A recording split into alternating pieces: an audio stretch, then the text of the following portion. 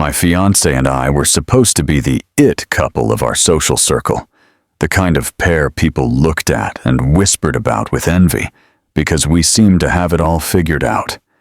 But little did I know that our entire relationship was being treated like a chess game where I was the only one not playing.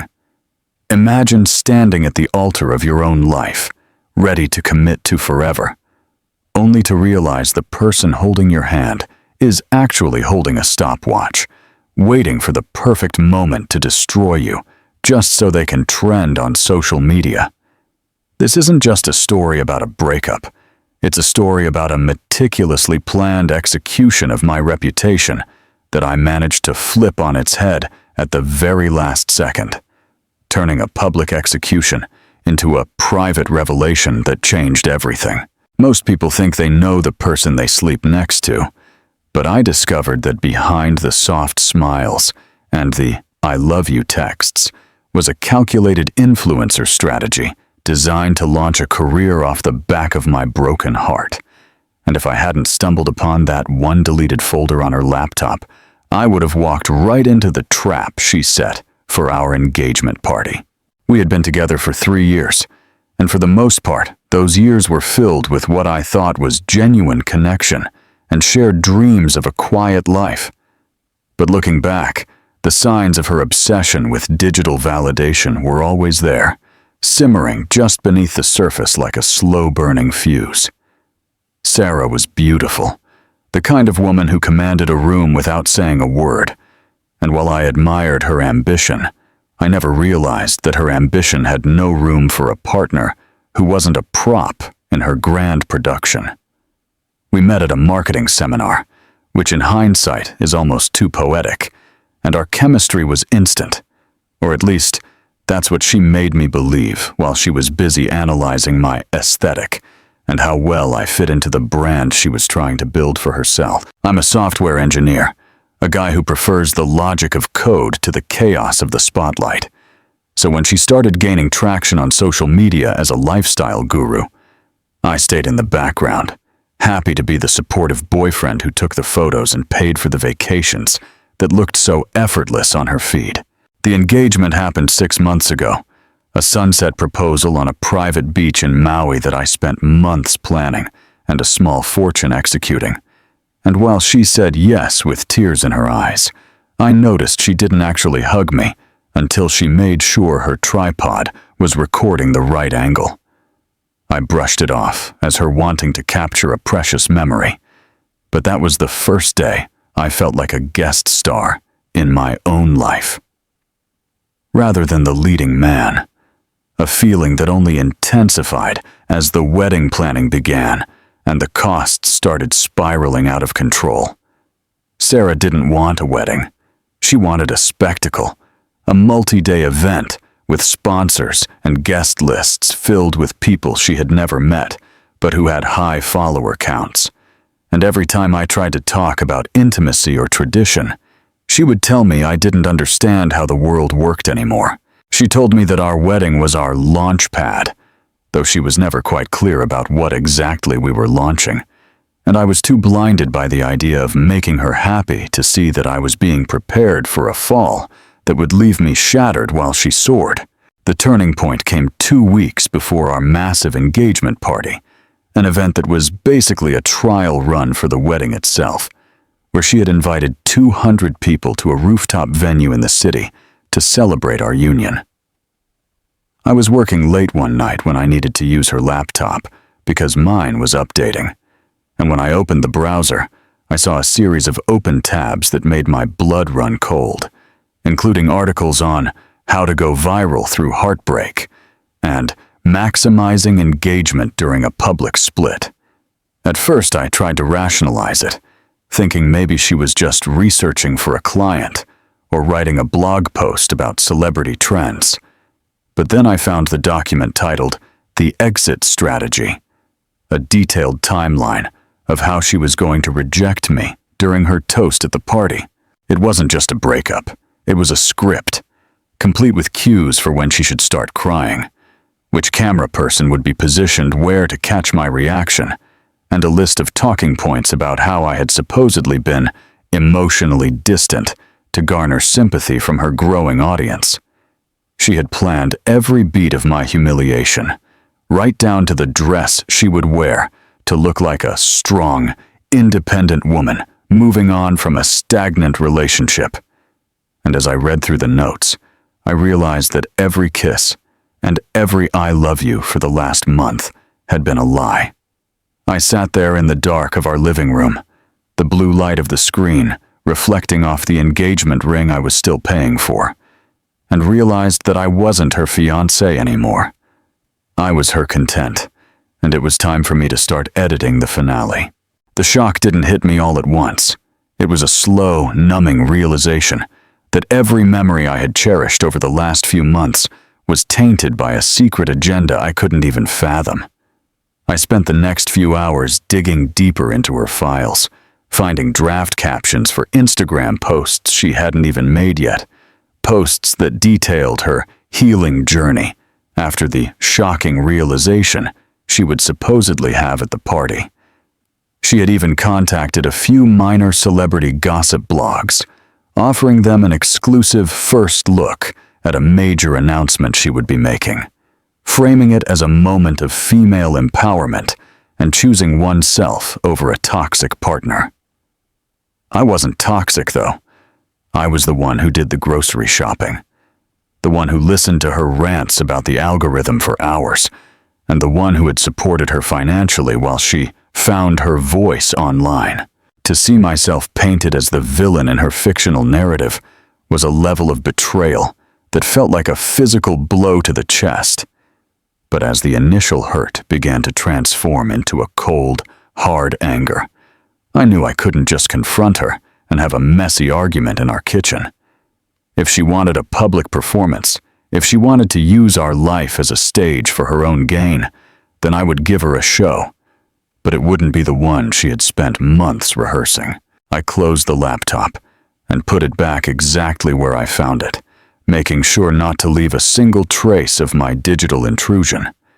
And I went to bed, lying perfectly still next to the woman I thought I knew, listening to her breathe and wondering how someone could be so calculating. The next morning, I acted like nothing had changed, making her coffee and kissing her cheek before I left for work, all while my mind was racing with a counterplan that would expose the truth without me having to say a single word. I contacted the event coordinator for the party, a woman named Elena, who I knew was exhausted by Sarah's constant demands and last-minute changes. And I told her I wanted to prepare a special surprise video for Sarah. I told Elena that it was a tribute to our relationship, a collection of behind-the-scenes moments that showed the real us, and because I was the one paying the invoices, she didn't hesitate to give me the contact info for the tech team handling the big screens at the venue. I spent my lunch breaks and late nights at the office gathering evidence, not just the exit strategy document, but also screen recordings of her messages to her manager, where she joked about how boring I was and how much more money she'd make as a single influencer.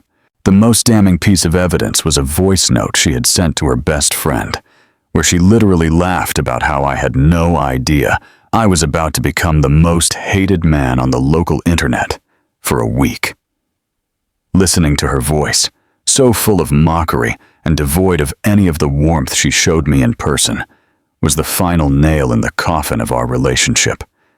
And I felt a strange sense of peace wash over me as I finalized the video.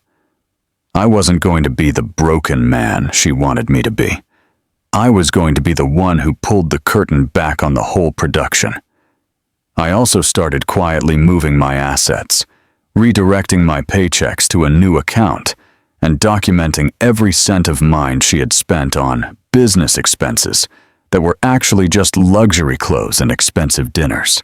I found a new apartment and signed the lease in secret, moving small, sentimental items of mine into a storage unit while she was out at networking brunches, telling her I was just decluttering for the wedding. She was so focused on her own script that she didn't notice I was writing a new ending, one where I didn't end up as the punchline of a viral video. As the day of the party approached, the tension in my chest grew, but I kept the mask on, even when she would look at me with those practiced eyes that I now knew were just a rehearsal for the cameras. She would say things like, "I just want this night to be unforgettable," or "Everything is about to change for us, you'll see." And I would just nod and agree, knowing she had no idea how right she actually was. I felt like a spy in my own home, watching her pick out the perfect breakup dress, a stunning white silk number that was supposed to symbolize her purity and new beginnings, while I picked out a suit that made me feel powerful and invisible at the same time. I invited my closest friends and family, the people who actually cared about me, and I felt a pang of guilt knowing they would be there for the fallout. But I also knew I needed witnesses to the truth. I needed people to see the mask slip in real time, so that when she tried to spin the narrative later, there would be a room full of people who knew exactly what kind of person she really was. The night of the engagement party finally arrived, the city lights shimmering through the glass walls of the rooftop venue, and as we walked in hand, the cameras began to flash, and I knew the countdown to her big moment had officially begun. The atmosphere at the party was electric, but it felt artificial, like a movie set where the extras were paid to look happy, while the lead actors hovered on the brink of a scripted disaster. Sarah was in her element, floating from group to group, her laughter ringing out just a bit too loudly for the microphones tucked into the floral arrangements, while I stood by her side, a silent shadow playing the part of the devoted fiancé. I watched as she whispered to her videographer, a guy she'd hired specifically to capture candid emotional beats, and I saw him give her a subtle thumbs up, confirming that the lighting was perfect for the upcoming scene. My heart was hammering against my ribs, but my hands were steady as I checked my phone, sending a final go signal to the technician I had bribed with an extra $500 to switch the files at the last second. He was a young guy who hated the influencer culture as much as I did, and when I showed him a glimpse of what Sarah had planned for me, he was more than happy to help me flip the script. The party moved toward the designated toast time, and the crowd gathered around the small stage Sarah had insisted on, the city skyline providing a dramatic backdrop that she had spent weeks scouting.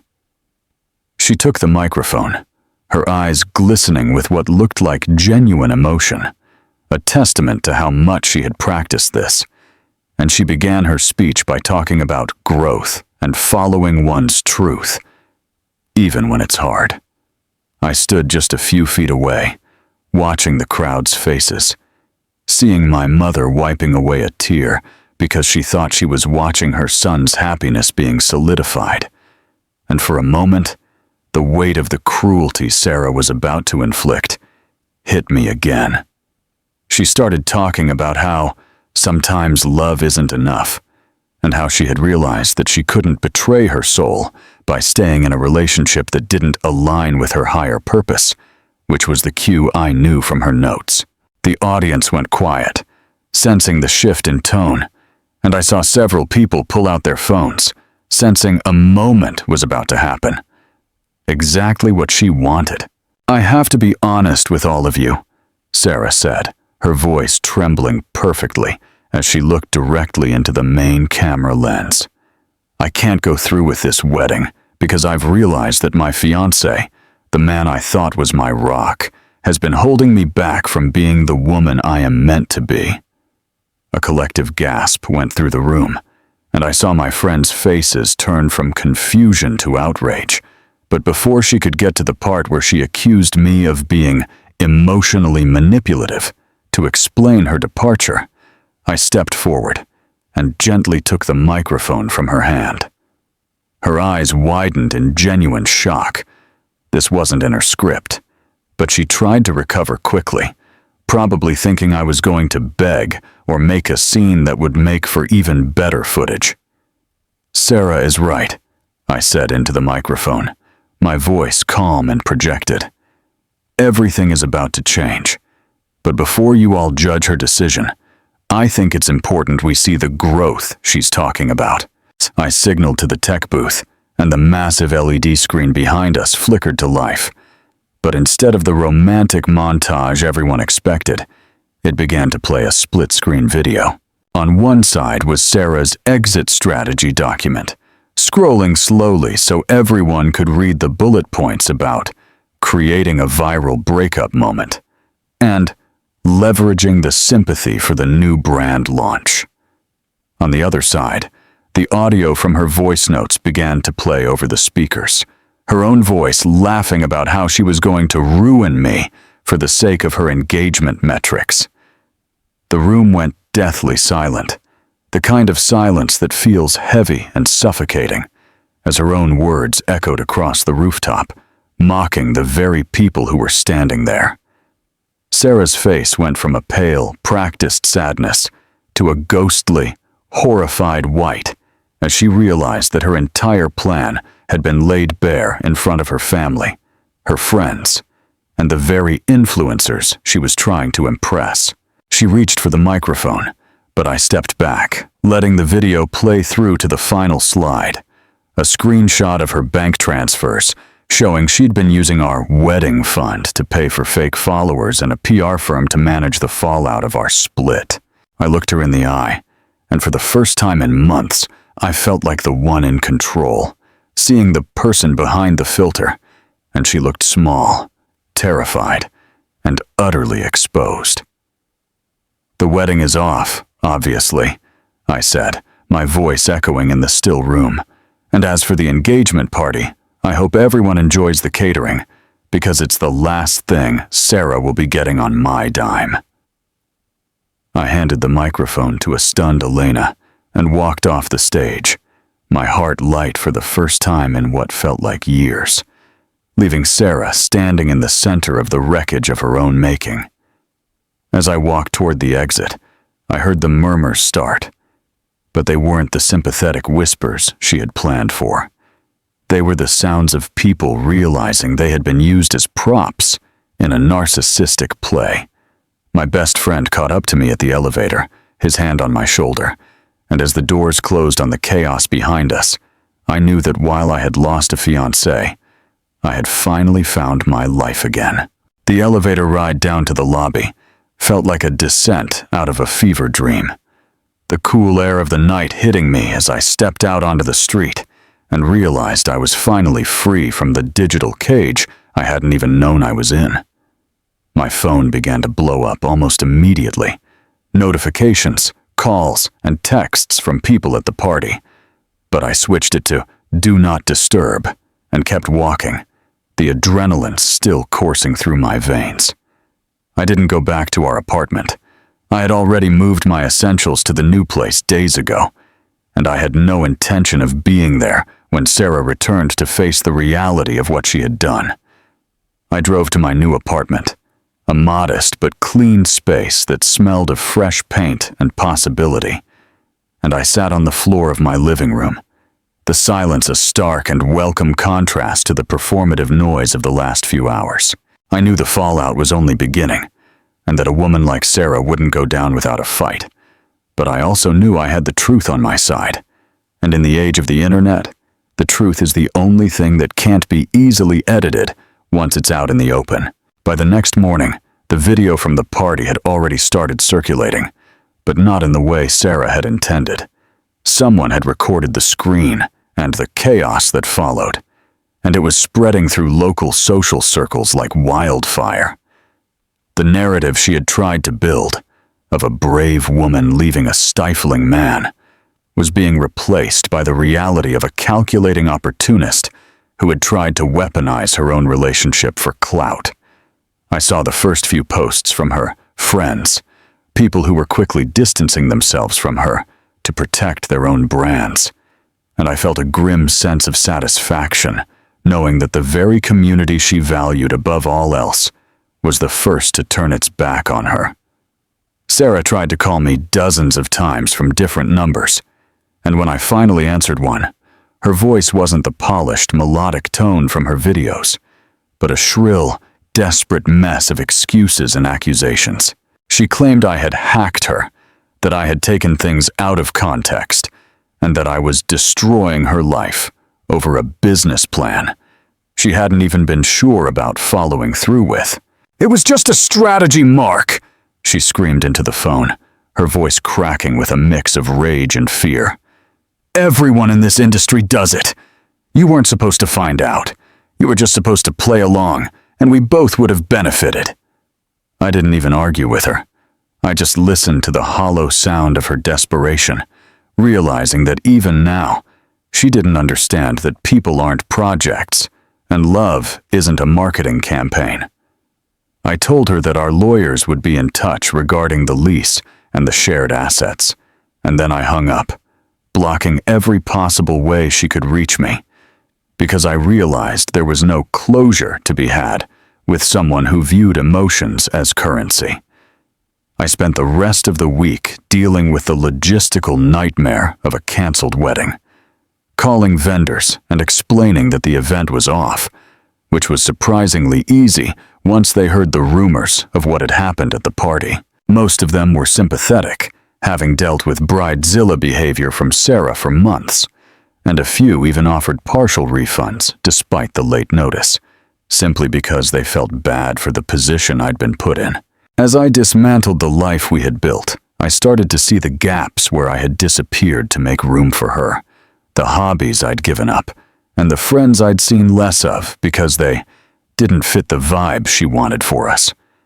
It was like waking up from a long, confusing fog, and while the sting of the betrayal was still there, it was being overshadowed by a burgeoning sense of self that I hadn't felt in years. I went back to the gym.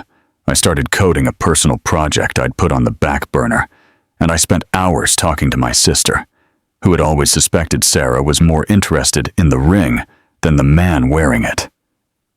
She told me that she had been terrified to say anything because I seemed so happy, or at least I seemed so committed to being happy, and it made me realize how much energy I had spent maintaining the illusion for everyone else.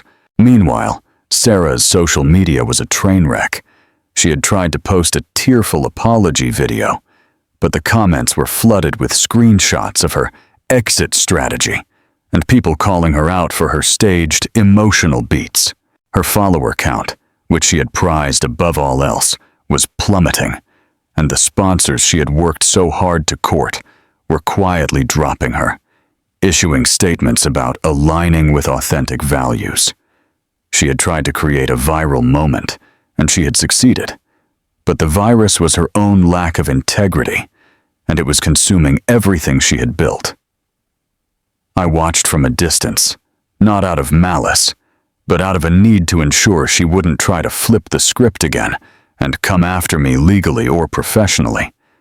But she was too busy trying to save her own sinking ship to worry about me anymore. I felt a strange sense of mourning, not for her, but for the person I thought she was, the version of Sarah I had fallen in love with who probably never existed outside of my own hopefulness. I was learning that the hardest part of being betrayed isn't the lie itself, but the realization that you were in love with a ghost, a character played by someone who was always looking over your shoulder for a better camera angle. A few weeks after the party, the dust began to settle, but the silence that followed was louder than the noise of the scandal, leaving me with the daunting task of truly starting over in a city that felt smaller than it used to. I found myself walking past places where we had filmed date night segments, memories that now felt like clips from a horror movie rather than a romance, and I had to consciously redirect my thoughts toward my new reality. I started seeing a therapist to process the gaslighting I'd endured, and it was through those sessions that I began to understand how deeply her manipulation had gone, affecting my confidence and my ability to trust my own perceptions. She had been micro-dosing me with criticism for months, subtly convincing me that I was lucky to be with someone like her, which made her planned public rejection even more cruel. It was designed to be the final blow to my self-worth. But as I worked through the anger, I realized that her plan had backfired in the most fundamental way. By trying to make me a villain, she had accidentally turned me into a hero in my own story, the one who finally said no to the performative madness.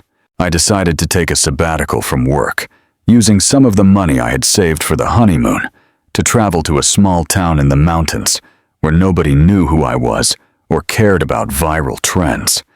It was there, surrounded by ancient trees and the honest, unedited beauty of nature, that I finally allowed myself to break down, crying not for the loss of the relationship, but for the exhaustion of carrying the weight of a lie for so long. I spent my days hiking and my nights reading, slowly reconnecting with the parts of myself that didn't need a like or a comment to feel valid. And I realized that my quiet life was far more valuable than the loud one she had tried to force me into. I also started writing, documenting the whole experience not for public consumption, but for my own clarity, tracing the steps of how I got so lost in someone else's ambition. It was a humbling process, admitting that I had ignored red flags because I wanted to believe in a fairy tale. But it was also empowering to realize that I was the one who had written the final chapter. Back in the city, Sarah was reportedly struggling to maintain her lifestyle, having lost the apartment because she couldn't afford the rent without my contribution and her dwindling brand deals. I heard through the grapevine that she was trying to pivot into crisis management content, attempting to teach others how to survive a cancellation.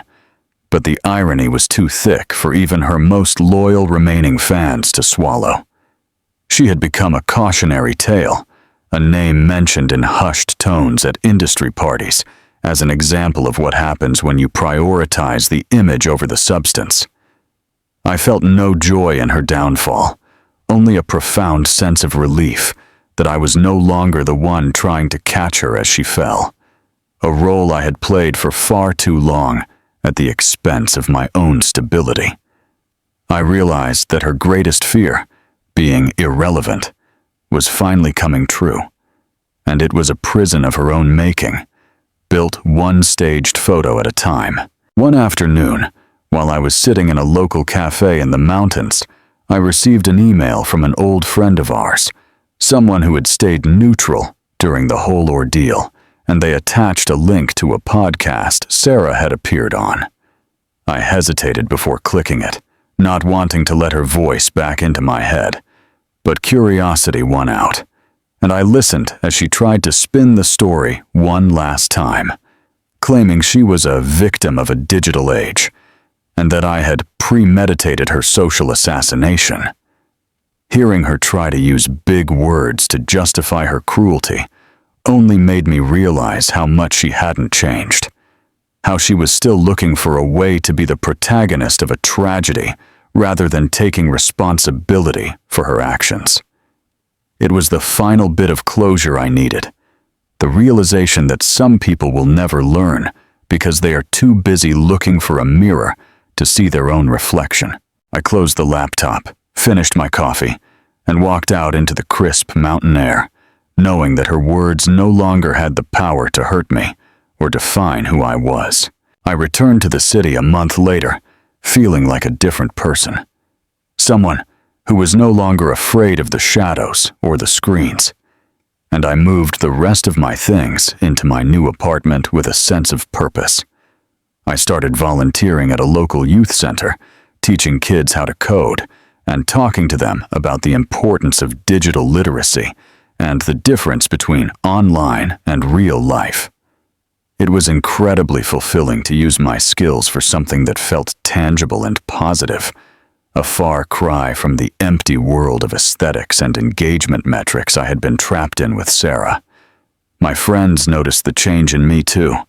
They said I looked younger, more relaxed, and that the spark I had lost during my time with her had finally come back.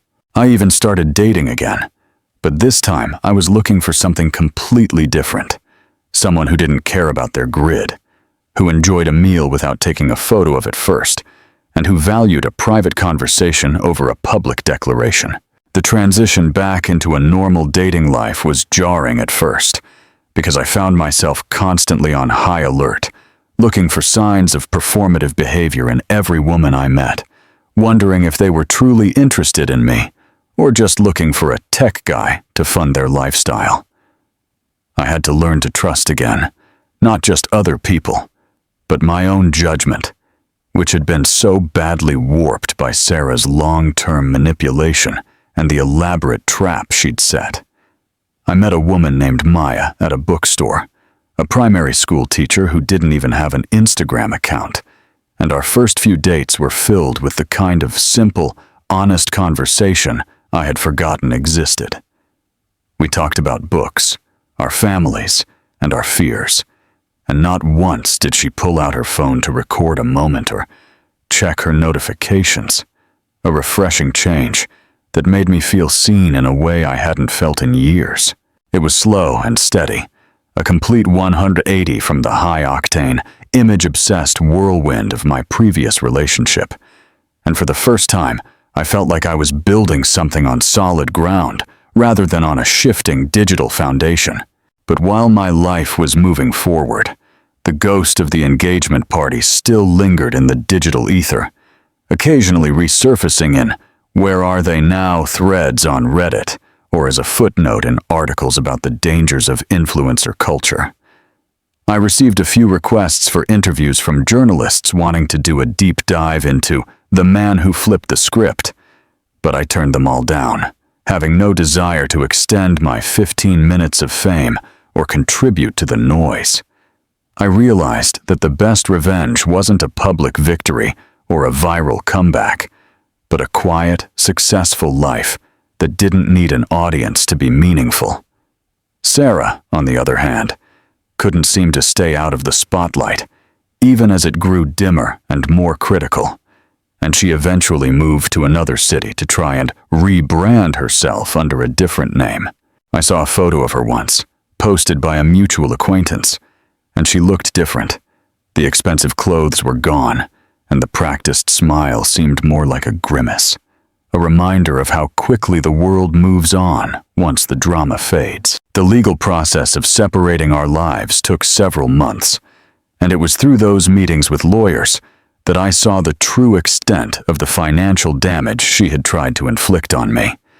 She had attempted to claim emotional distress to get a larger portion of our shared assets, but my lawyer was able to use the exit strategy document as evidence of her own premeditated intent to cause me harm.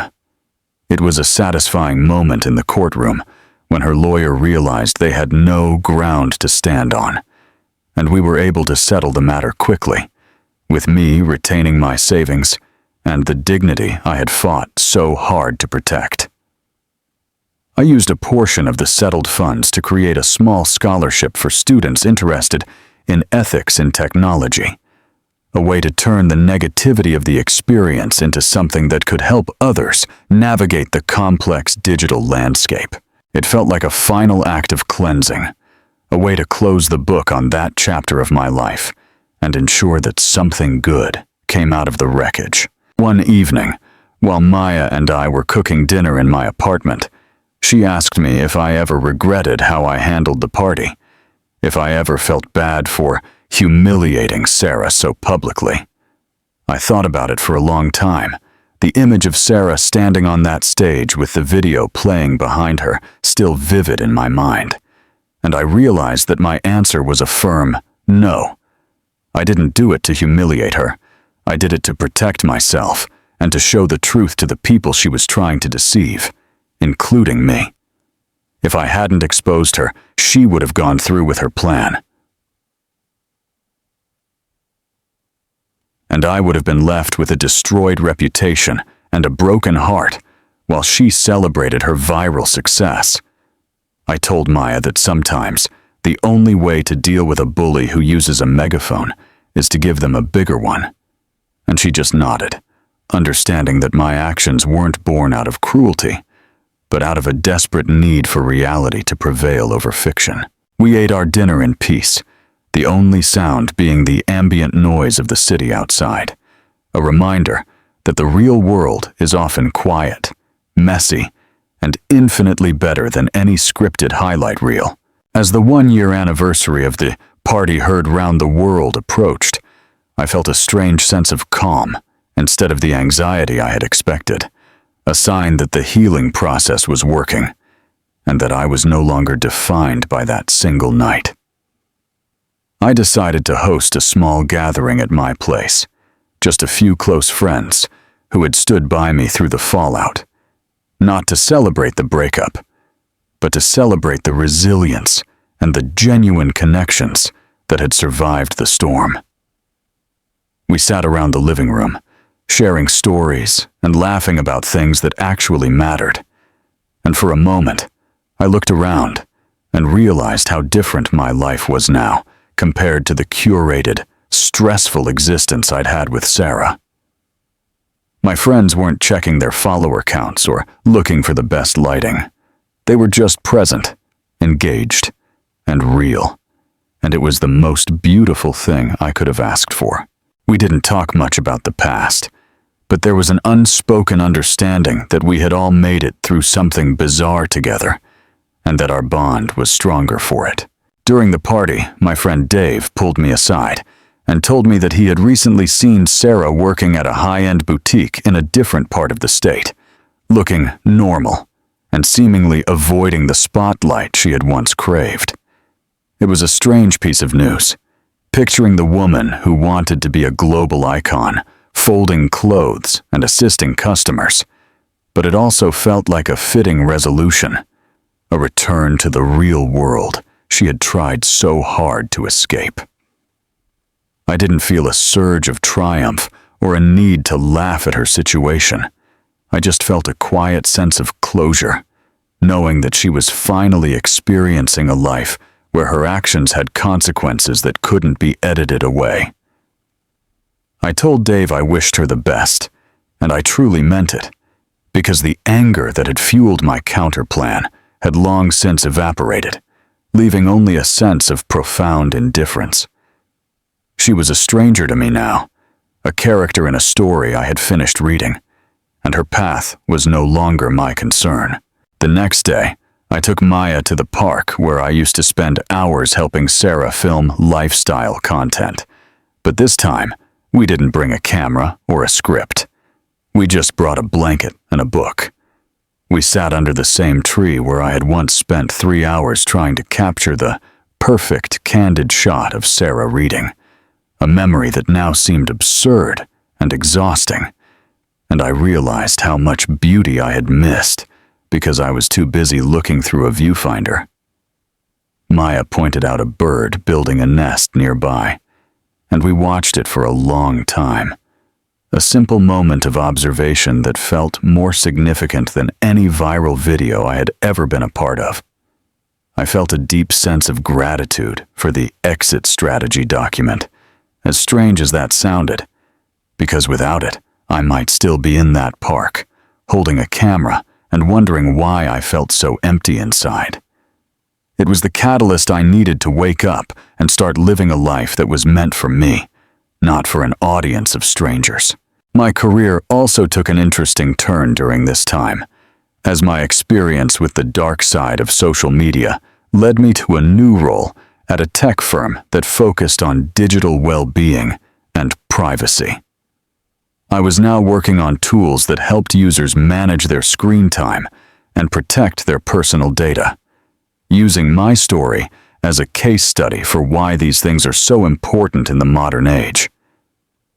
It was incredibly rewarding to see my personal trauma transformed into professional purpose, and I felt a sense of pride knowing that I was helping build a digital world that was a little bit safer and more honest.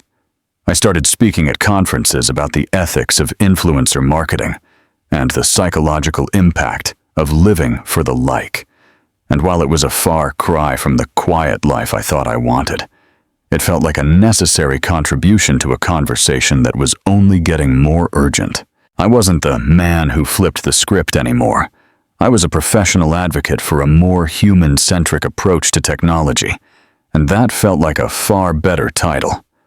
Living a life of authenticity meant making some difficult choices, including distancing myself from the clout-chasing culture entirely, which meant losing touch with a few people I had once considered friends, but who were too deeply embedded in that world to understand my change of heart.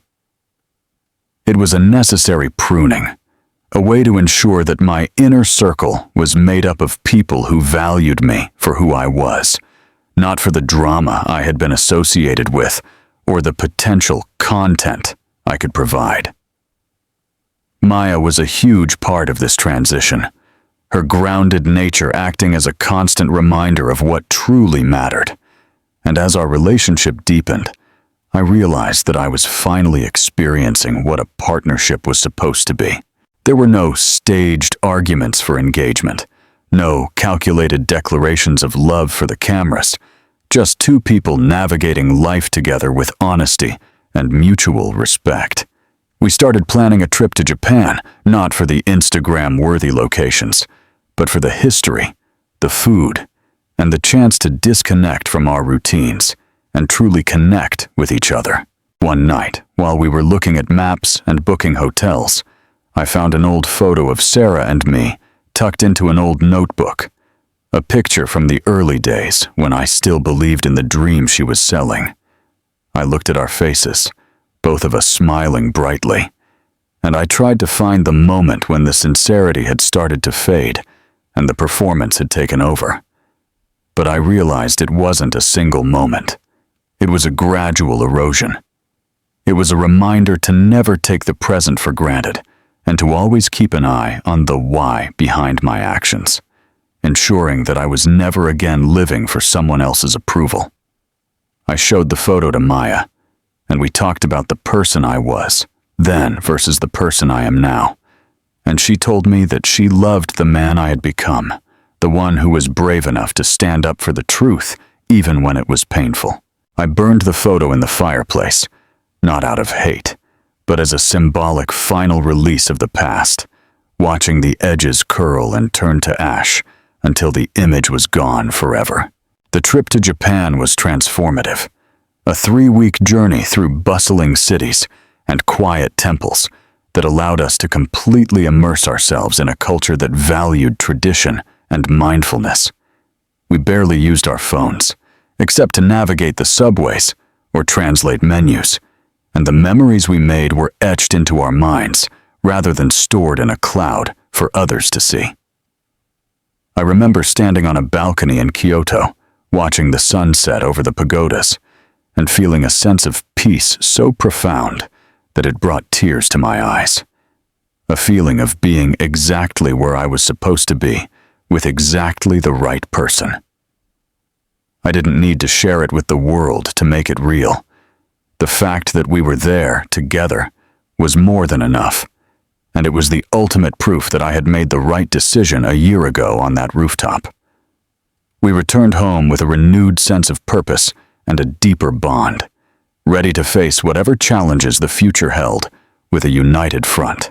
When we got back, I found out that the youth center where I volunteered was facing a budget crisis, and I decided to use some of my newfound platform to organize a fundraiser. But this time, it was different. I didn't use drama or scandal to get attention. I used the power of community and the genuine stories of the kids we were helping, and the response was overwhelming.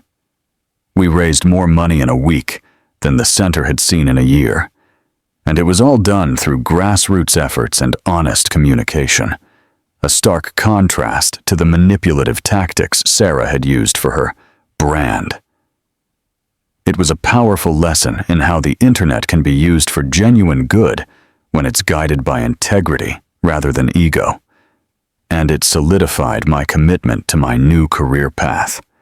I felt like I was finally using my voice for something that mattered, and the satisfaction of seeing those kids get the resources they needed was worth more than 1,000,000 likes could ever be. As I moved further away from the events of the engagement party, I began to realize that the most important part of my journey wasn't the public exposure of Sarah's plan, but the private internal work I had done to reclaim my own narrative. I had spent so much of my life being a supporting character that I had forgotten how to be the lead in my own story, and it took a near catastrophic betrayal to wake me up to that fact. I started taking more risks in my professional life, pitching bold new ideas for digital ethics that were initially met with skepticism, but eventually gained traction because they were rooted in real-world experience. I became a mentor to younger developers, teaching them not just how to write code, but how to think about the social implications of what they were building, encouraging them to prioritize human connection over algorithmic manipulation. It was a way to pay forward the hard-won lessons I had learned, and it gave my work a level of meaning that I had never found in the high-stakes world of corporate software. My relationship with Maya continued to flourish, and we eventually moved in together, creating a home that was a sanctuary of peace and authenticity, a place where we could both be our truest selves without judgment or performance. We didn't need a massive engagement party or a viral wedding to validate our love. We just needed each other, and the quiet, everyday moments of support and laughter that formed the foundation of our life together. When I eventually did propose to Maya, it wasn't on a private beach in Maui with a tripod and a script. It was on a Tuesday evening in our kitchen, while we were washing dishes, a spontaneous and heartfelt moment that was just for us. She said yes with a smile that was real and unfiltered, and the ring I gave her was a simple, elegant band that symbolized a commitment to a life of truth rather than a life of show. We planned a small wedding in our backyard with only our closest family and friends, a celebration of love and community that didn't require a single sponsor or a professional videographer.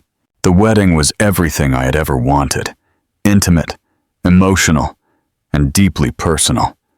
And as I stood there looking at Maya, I felt a sense of completion that I hadn't known was possible. There were no grand speeches about soul-searching or higher purposes, just honest vows and a lot of dancing, and the only cameras were the ones our friends used to take blurry, joyful photos of the night. It was a stark contrast to the rooftop event that had almost ruined my life, a reminder that the best things in life are often the ones that can't be captured perfectly on a screen. My parents were there, beaming with pride, and my sister gave a toast that was so funny and sincere it had everyone in stitches, a testament to the fact that real joy doesn't need a filter to be beautiful. We stayed up late into the night, talking and laughing under the string lights, and as the last guest left and the house went quiet, I knew that I had finally found the happily ever after I had been looking for. I occasionally think about Sarah, but the thoughts are no longer tinged with pain or anger. They are just observations of a person who chose a different path, one that led her away from the very things that make life worth living. I hope she found some peace in her new, quieter life, and I hope she eventually realized that the most important engagement isn't with an audience, but with the people who love you for who you really are. As for me, I'm happy to be boring, happy to be unviral, and happy to be living a life that is completely, unapologetically my own. I've learned that the greatest power you have is the power to choose your own ending, and I'm so glad I chose the one where I stayed true to myself. The world is full of people trying to be something they're not, but I've found that there's a quiet, revolutionary power in simply being who you are. And that is a story I'm proud to tell every single day of my life, reflecting on the entire journey from that dark night on the rooftop to the quiet peace of my life today. I've realized that the greatest lesson wasn't about the dangers of social media or the cruelty of a single person, but about the incredible resilience of the human spirit when it's forced to confront the truth. We live in a world that constantly encourages us to perform, to curate, and to present a version of ourselves that is marketable, but the cost of that performance is often our very souls. I was lucky. I found the exit strategy before the final act, but so many people are still living out scripts they didn't write for audiences that don't actually care about them. My hope is that my story serves as a reminder that it's never too late to pull the plug on a toxic production and start building something real, even if it means facing a period of chaos and public scrutiny. The truth might be messy, and it might not always fit into a perfect 1080p frame, but it's the only thing that can actually set you free. I look at the kids I teach now, and I see the same pressure I felt, the same desire for validation, and the same fear of being irrelevant. And it makes me even more determined to provide them with the tools they need to navigate this world with integrity. I tell them that their worth isn't measured in likes, that their relationships aren't content, and that the most important moments of their lives will probably never be recorded.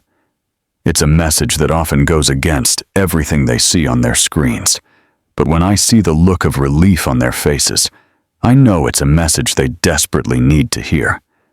My life is no longer a spectacle, and for that, I am profoundly grateful, because it means I can finally hear my own voice over the noise of the crowd. I'm no longer the man who was supposed to be a viral heartbreak. I'm a husband, a teacher, a friend, and most importantly, a person who is finally at peace with his own reality. The engagement ring that started this whole saga was eventually sold, and the money was donated to a charity that supports victims of domestic and emotional abuse, a final way to turn a symbol of betrayal into a tool for healing. Every time I see a news story about a public breakup or a staged proposal gone wrong, I feel a pang of sympathy for the people involved. But I also feel a sense of distance, like I'm watching a world I no longer inhabit. I've learned that the most important likes are the ones you give yourself when you look in the mirror and know you've done the right thing, even when it was the hardest thing you've ever had to do. My story isn't just about a canceled wedding or a viral video. It's about the messy, beautiful process of becoming real in a world that often prefers the fake. And I wouldn't trade that experience for all the followers in the world. I am finally free, and that is the only metric that truly matters in the end. Thank you for staying with me through this long and winding journey of betrayal, revelation, and ultimate healing. If this story resonated with you or made you think twice about the perfect lives you see online, I'd love for you to subscribe to the channel for more deep dives into the human experience. Your support helps me keep telling these stories, and I can't wait to share the next one with you all soon.